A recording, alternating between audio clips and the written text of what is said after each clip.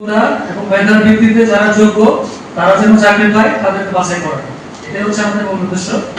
আমরা পুরো প্রক্রিয়াটিতে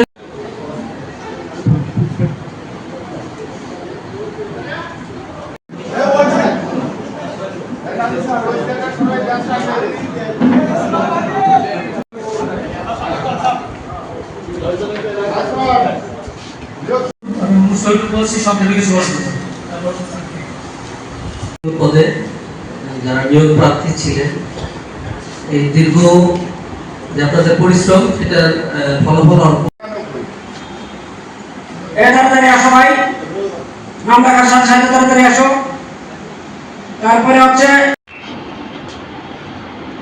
2910068 বসো।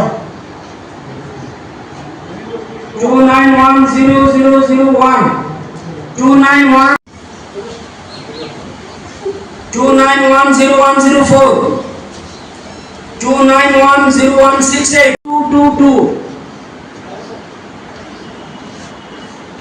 0910006 29101 এদিকে বসবে। 2910169 2910010 2910169 তারা হচ্ছে অপেক্ষমান, তোমাদের কিন্তু চাকরি হয় নাই। তারা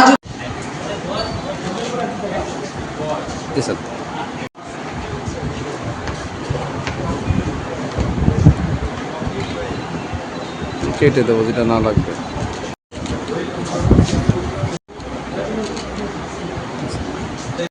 হাসি দাও।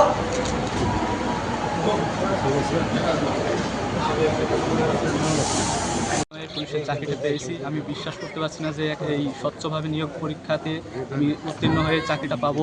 আমার এই চাকরি পাওয়ার পিছনে পুরোপুরি আমার বাবা মায়ের অবদান। আমার মা বলতো যে আমার ছেলে চাকরি পাবে, কিন্তু আজকে আমার মা বেঁচে নেই, 1 বছর আগে ক্যান্সারে মারা গেছে। এখন আমি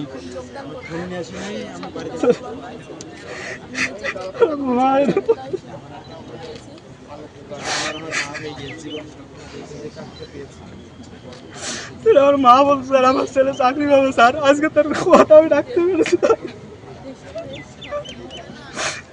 আপনার কোনো লেনদেন করতে হয়েছে নাকি? না স্যার, আমি একদম স্বচ্ছভাবে স্যার চাকরিটা পেয়েছি স্যার। 120 টাকার বিনিময়ে স্যার আমি চাকরিটা আজকে পেয়েছি স্যার।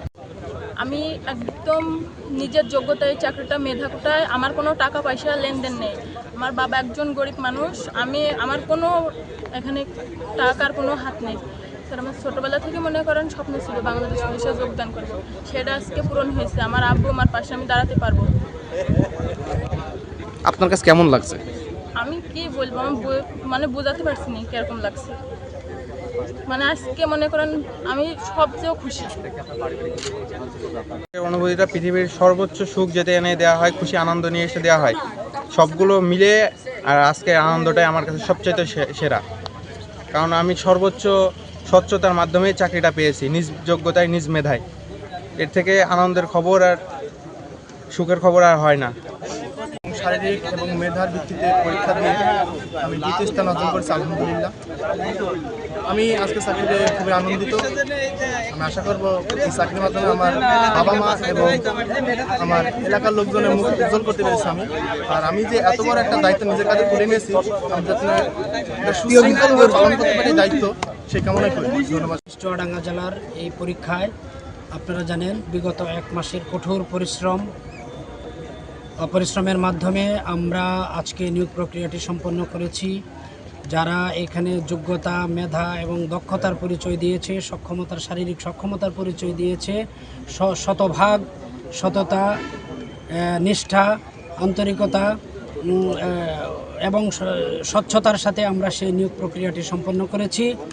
এবং এই নিয়োগ প্রক্রিয়ায় বিভিন্ন আমাদের কমিটির সদস্যরা ছিল, তারাও ক্লান্ত পরিশ্রম করেছেন এবং প্রিয় সাংবাদিক ভাইরা সহ এলাকার মানুষের কাছ থেকেও আমরা সহযোগিতা পেয়েছি এবং সম্পূর্ণ এইখানে স্বচ্ছতা এবং নিরপেক্ষতার সাথে আমরা নিয়োগ প্রক্রিয়াটি সম্পন্ন করতে পেরে আমরা নিজেদেরকে কৃতার্থ মনে করছি। কতজন এখানে শারীরিক সক্ষমতায় 239 জন পরীক্ষায় উত্তীর্ণ হয়েছিল, তার মধ্যে লিখিত পরীক্ষায় 44 জন উত্তীর্ণ হয়েছে। এই লিখিত পরীক্ষা 44 জনের মধ্যে একজন অনুত্তীর্ণ হয়েছে এবং 21 জনকে আমরা চূড়ান্ত নিয়োগের জন্য সুপারিশ করেছি, তারা নির্বাচিত হয়েছে এবং 4 জনকে আমরা অপেক্ষমান তালিকায় রেখেছি। যদি কোনো সদস্য যোগদান না করেন তাহলে আমরা অপেক্ষমান তালিকা থেকে তাদেরকে বাছাই করি।